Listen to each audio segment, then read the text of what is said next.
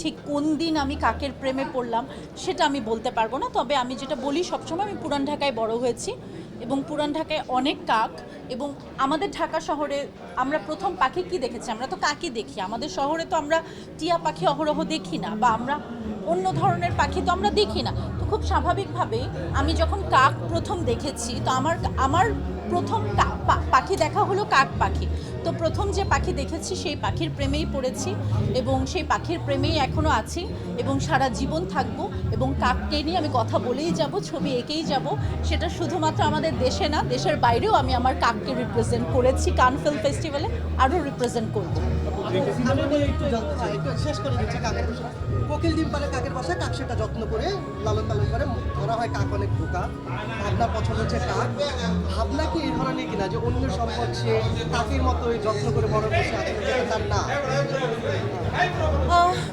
এরকম না, তবে কাকের অনেক আচরণের সাথে আমার মিলে যায়।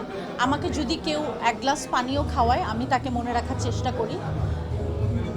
এবং কাক একটা জিনিস করে, সেটা হলো কাক কাক সবসময় খুব সৎ, এবং কাক এরকম, ধরেন সে তার মা বাবা, তার পার্টনার, রাইট? আমরা তো আর চিনি না কে তার মা কে তার বাবা।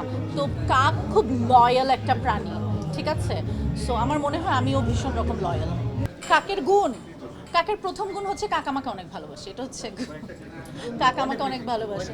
আর আরেকটা গুণ হচ্ছে যে কাক কাক অনেক নিঃস্বার্থপর একটা প্রাণী, এবং কাক অনেক লয়াল, যেটা আমি একটু আগে বলছিলাম। সো কাক আপনাকে মনে রাখবে, আপনি যদি একটু পানি খাওয়ান সে আপনাকে মনে রাখবে আর কি। ভালো। আমার একটা ফানি প্রশ্ন আছে, জি জি, সেটা হচ্ছে কাককে বলে ডাকলে আপনি মাইন্ড করেন কিনা? আমি মাইন্ড করি, ভীষণ মাইন্ড করি। জি, ভীষণ মাইন্ড করি। Thank you. জি, পাপকাহিনী 2 পাপকাহিনী তো বললাম। আইসক্রিন রিলিজ পেয়েছে। জি জি জি, দর্শকদেরকে আপনি কি বলবেন এটা? আইস